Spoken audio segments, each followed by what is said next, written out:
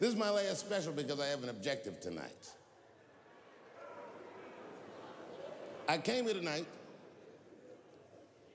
because this body of work that I've done on Netflix, I'm going to complete. All the questions you might have had about all these jokes I've said in the last few years, I hope to answer tonight. And I'd like to start by addressing the LGBTQ community directly.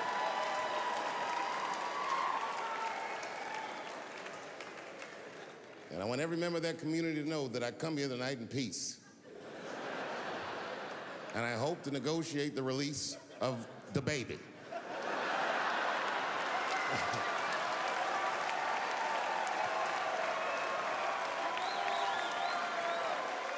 Sad, sad, sad story.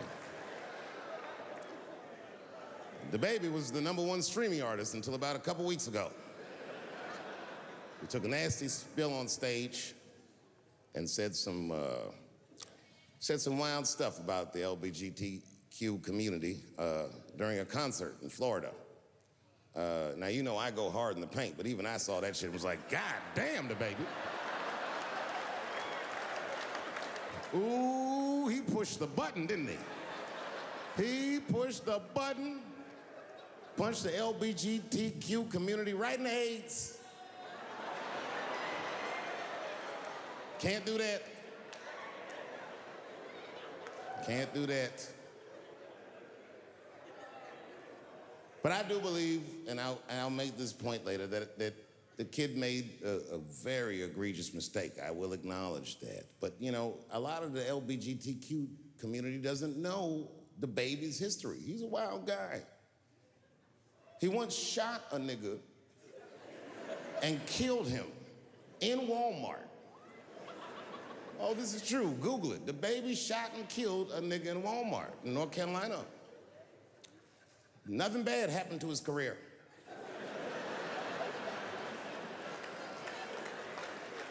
Do you see where I'm going with this?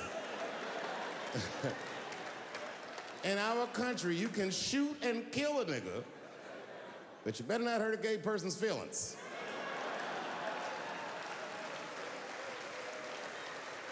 And this is precisely the disparity that I wish to discuss. I have a question for the audience. And this is a real question. I'm not joking around.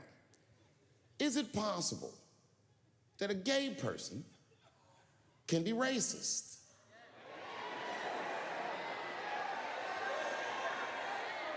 Do you really think so? Of course it's possible. Look at Mike Pence.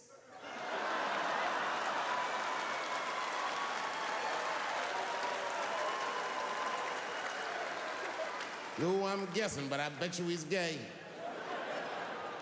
And he's not Pride Parade gay either. He's sad gay. Feel bad for him. He looks like one of them gays that prays about it. Jesus, please take these dirty feelings out of my heart. Please, Jesus, make these buttholes ugly to me. I don't want to keep on tasting these dicks.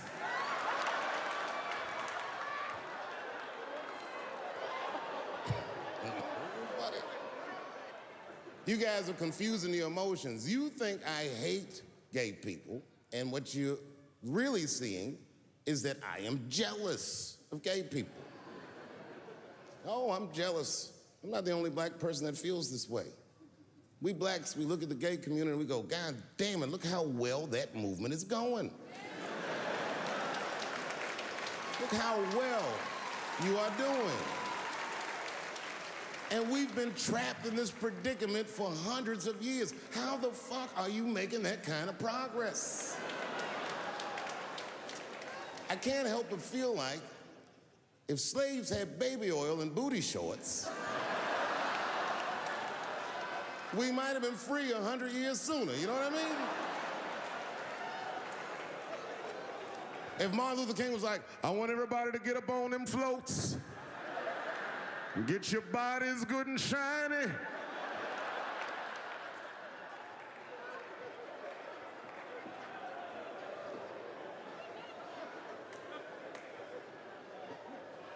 I don't hate gay people at all. I respect the shit out of you. Well, not all of you. I'm not that fond of these newer gays. Too sensitive. Too brittle. Those aren't the gays I grew up with. I miss them old school gays, nigga. Them Stonewall niggas, them the ones that I respect. They didn't take shit from anybody. They fought for their freedom. I respect that shit. I'm not even gay. And I want to be like a Stonewall nigga. Them old school gangster gays, them glory hole niggas, them the ones I like.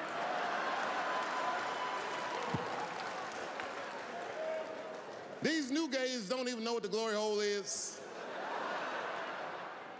It's a hole in the wall the gay contractors built.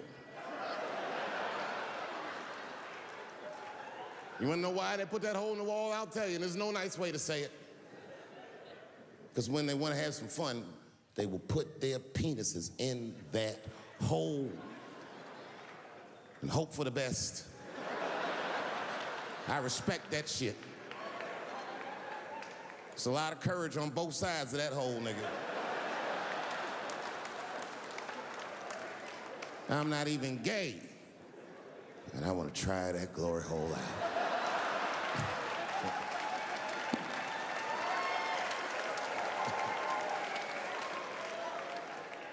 What if Martin Luther King had to integrate the glory hole?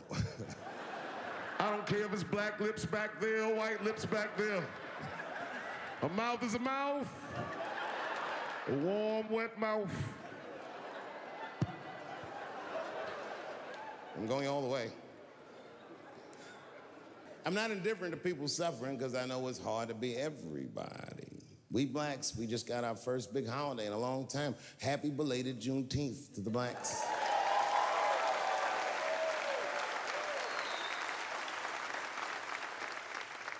Juneteenth is a strange holiday, isn't it?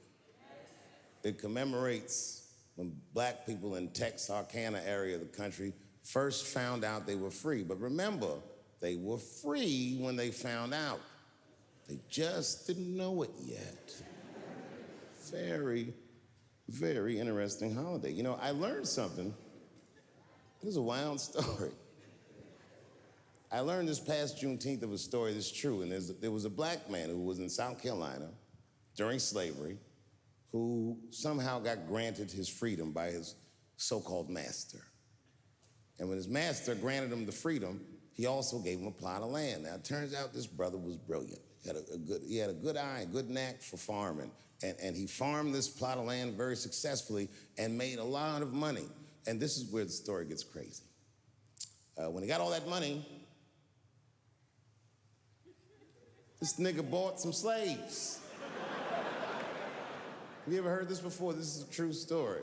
Not only was he a slave owner, he became a slave breeder and employed tactics that were so cruel, even white slave owners were like, yo, my man. He was a wild dude, but he did it just because that's what successful people did at the time, and he just wanted to be down. What a fucking tragedy.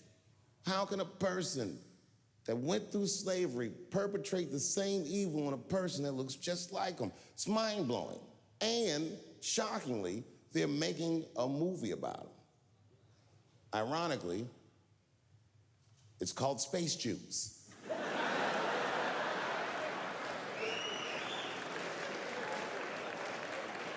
Space Juice.